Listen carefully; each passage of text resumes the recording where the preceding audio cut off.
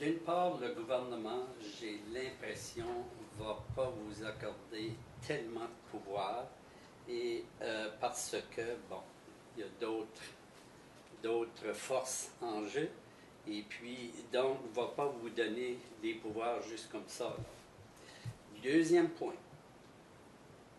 vous avez besoin de la population pour justement aller chercher ces pouvoirs-là parce que ce sera la seule façon que les gens pourront dire ouvertement et que le gouvernement va être obligé de dire oui, ça devient une force, donc je vais l'écouter et donner des pouvoirs aux municipalités.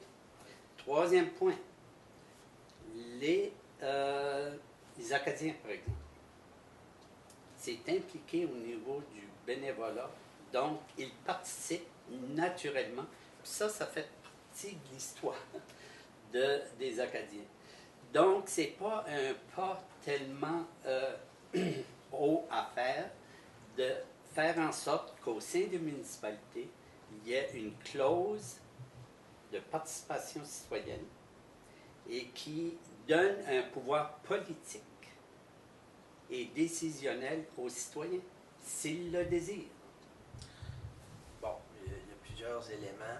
Par rapport au pouvoir, c'est certain que, par exemple, nous, l'association, on dit, on veut que les municipalités aient un maximum d'autonomie municipale, un maximum d'autonomie d'action dans leur champ de compétences.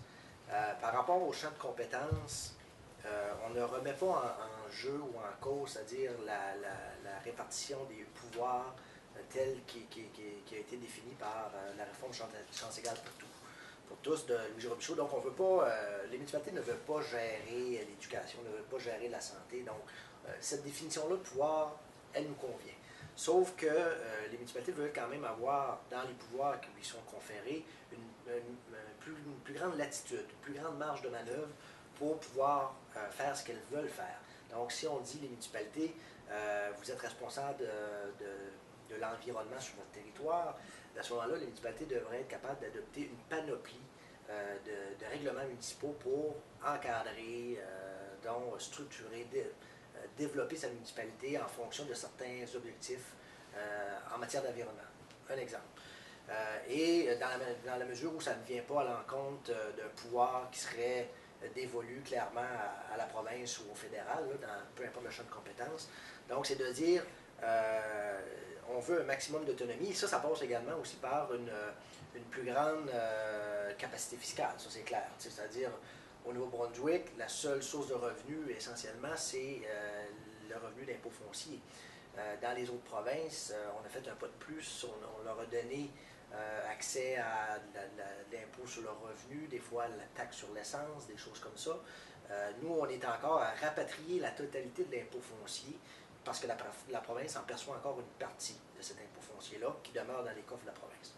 Cela étant dit, par rapport à la participation citoyenne et la nécessité d'avoir l'appui de la population, ça c'est clair.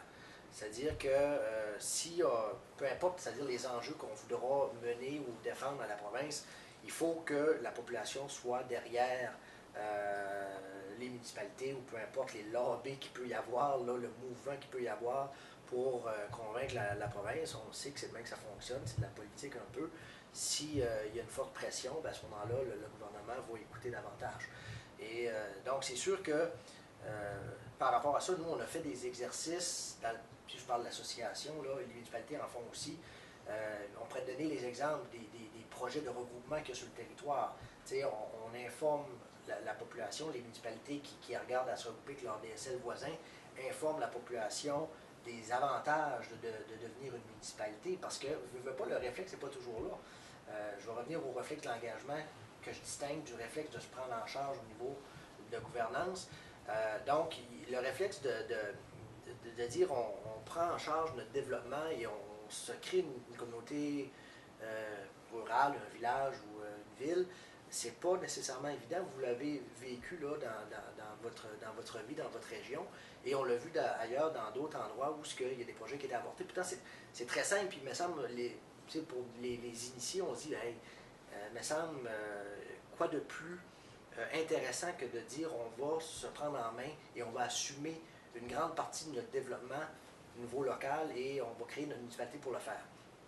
L'autre point que vous avez mentionné, le réflexe, c'est-à-dire d'engagement des Acadiens, je serais d'accord avec vous. Je suis d'accord avec vous qu'il y a quand même des réseaux de bénévoles incroyables là, sur le terrain, dans toutes les régions, qui font un travail extraordinaire et en soi, c'est de la participation citoyenne, il n'y a pas de doute, et de dire qu'il y aurait seulement un pas à faire pour que ces organismes-là ou ces citoyens qui œuvrent dans ces réseaux-là pourraient participer à des mécanismes de participation citoyenne à l'intérieur d'une structure municipale.